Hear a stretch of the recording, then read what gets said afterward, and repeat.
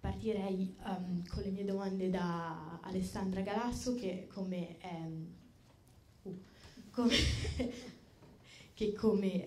ha detto in precedenza Yolanda è curatrice, ha esperienza a livello internazionale, ha collaborato anche con il Museo del Novecento e si occupa inoltre è inoltre editrice per quanto riguarda l'arte contemporanea.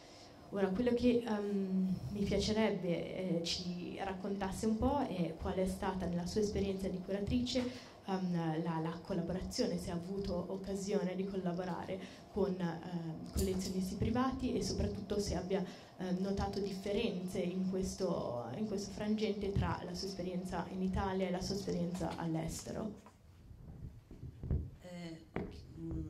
Buonasera intanto a tutti.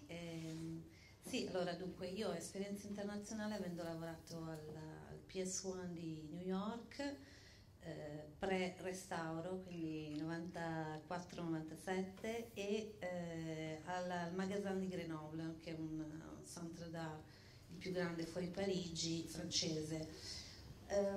E poi freelance, poi varie mostre, tra cui anche qui al Museo del Novecento, e chiaramente occupandomi di contemporaneo, proprio quello che gli americani chiamano il cutting edge, quindi gli emergenti o comunque un'arte ancora non storicizzata.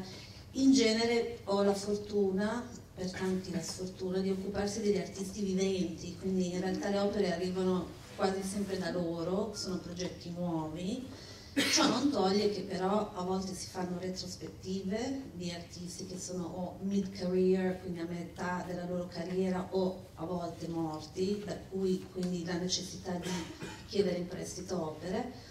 Oppure mi è capitato ovviamente anche di fare mostre tematiche, e in particolare ce ne fu una abbastanza scoppiettante fatta al Magasin che si chiamava Dramatically Different, co-curata da me, da Yves Opetitalo, che è il direttore del Magasin, e da Eric Troncy, un critico nonché direttore del consortium di Digione, e lì c'era proprio il desiderio di mettere insieme opere contemporanee, opere più storicizzate, di creare delle stanze, delle ambientazioni per cui si potevano vedere, insomma, pareti di carta da parate di Andy Warhol con sopra delle tele di Alain Seixas, però anche per esempio un Duane Hanson, mi ricordo. Ecco, per esempio, questo è abbastanza emblematico, questa ricerca di reperire un Duane Hanson, che è un artista californiano-americano, celebre per queste repliche taglie uno a uno di personaggi anonimi, quindi immagini che si riconoscono, sono turisti, coppie di turisti per esempio, con macchine fotografiche. Una grande mostra alla Besana. La Besana anni fa fece una grande mostra, insomma se l'avete visto qualche volta non potete dimenticarlo, perché sono iperrealiste, sono sculture di personaggi umani, figure umane, dove Duane Hanson proprio a mo' di effetti speciali del cinema ricreava quindi capelli che erano veri, vestiti eccetera. E mi ricordo che proprio per quella mostra lì, il desiderio di avere un Duane Hanson, che tra l'altro sono opere difficili da reperire, ci eravamo rivolti a Charles Saatchi, che ce l'aveva. Ora, il fatto, questo semplicemente perché uno di noi sapeva che nella collezione di Saatchi esisteva un Duane Hanson.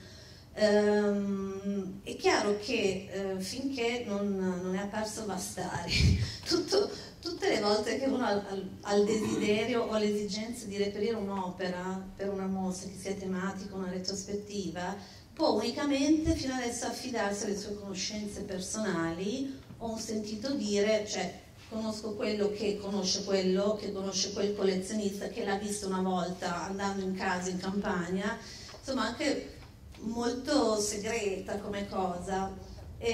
Questo cos'è? Il rischio poi che in genere si chiedano sempre le stesse opere, ed essendo sempre le stesse opere diventa più difficile ottenerle, perché il collezionista un po' è chiaro che lo vuole anche preservare, non è che abbia il piacere di continuamente prestarlo in giro per il mondo. Quindi in realtà si hanno alcune opere che girano continuamente semplicemente perché si conoscono, e altre opere appunto che restano completamente misteriose. Questa cosa qua quindi va a stare sicuramente, spero che appunto andrà a colmare questa di esigenza. E un'altra cosa che mi ha fatto venire in mente la possibilità di usare una piattaforma del genere e anche di elaborare progetti nuovi, cioè anche mostre a cui uno non penserebbe neanche. Il fatto che Vastari abbia questo archivio di collezioni che vanno, dimmi se sbaglio, dalle monete romane alle armi medievali ai vasi cinesi, piuttosto può, a parte che è come andare nella caverna di Alibaba, per cui ha tutte queste cose meravigliose, può far nascere anche l'idea di creare mostre tematiche nuove abbinando oggetti diversi. Allora, questa è una pratica che non è innovativa, insomma si fa da parecchi anni questa cosa di mettere il vecchio, il nuovo, l'arte antica, l'arte contemporanea, le arti decorative con le belle arti. Sicuramente secondo me una cosa del genere potrà, a mio avviso, dare la possibilità a tanti curatori, tanti musei proprio di creare ex novo delle mostre a cui non avevano neanche mai pensato prima. Ecco, questo volevo dire, passo la parola. No, sì, sicuramente questo è assolutamente vero.